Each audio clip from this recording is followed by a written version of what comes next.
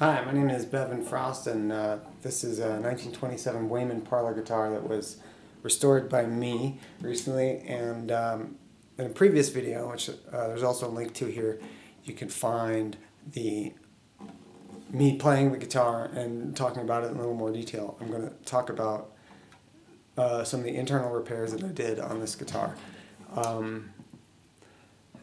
So this guitar is originally ladder braced, which means that it has braces going perpendicular, or relatively perpendicular to the center line of the guitar inside, and nothing else in terms of bracing. A really great way to resist the tension of folk strings or nylon strings or catgut strings, but a terrible way to resist any other kind of tension. Steel strings, even light steel strings, even silken steel strings can be more tension than these systems, these structural systems like this were designed to withstand.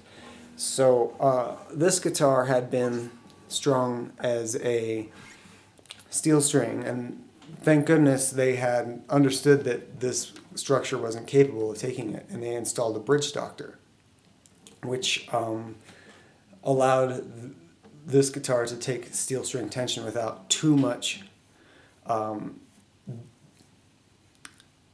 deformation or structural stress, because it took the stress and the torsion of the bridge and transmitted it to the end block here, taking that torsion off of the top.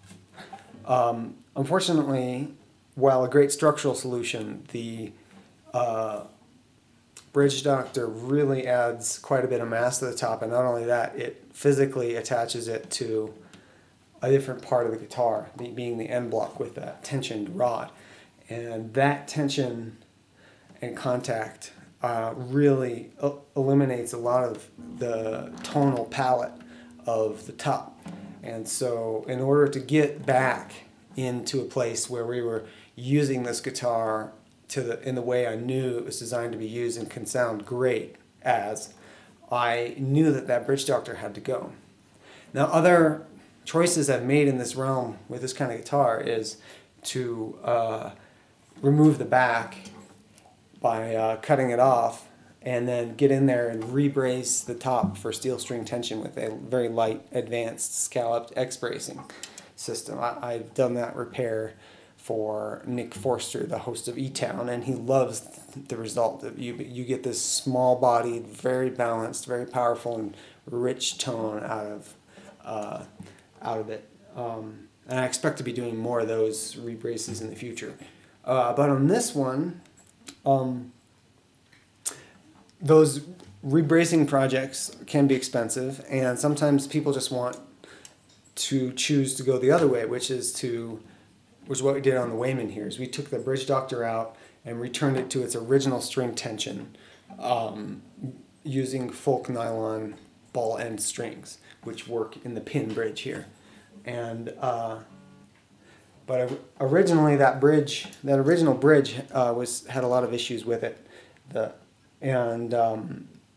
I removed it, and also the bridge plate on the inside had many issues, being that it was one long, flat tongue depressor sized thing of spruce, slightly larger, slightly wider, slightly deeper than a tongue depressor, but you get the idea, long, thin, flat. And over the years, the ball ends of the strings had just splintered that spruce right in front of all around the holes. Basically, there was no spruce around the holes. So I cut in a gap, removed all that destroyed material, and then made myself a maple bridge plate to glue in that spot that not only covered that area around the string pin holes with a maple, but also extended its length outwards about the length of the bridge behind the original spruce.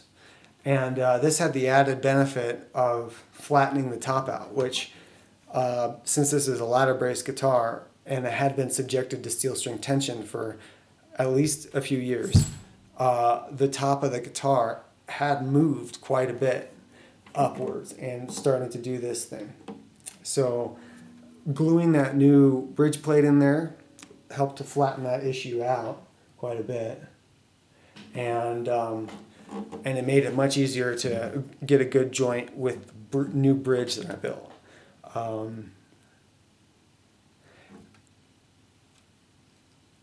Yeah, that's about all I have to say about that. I mean, except that the guitar sounds great, and it's ready. It's not being asked to do, the structure is not being asked to do anything it wasn't designed to do, and anything it isn't capable of doing. While at the same time, it's now playing really well. It's a great guitar.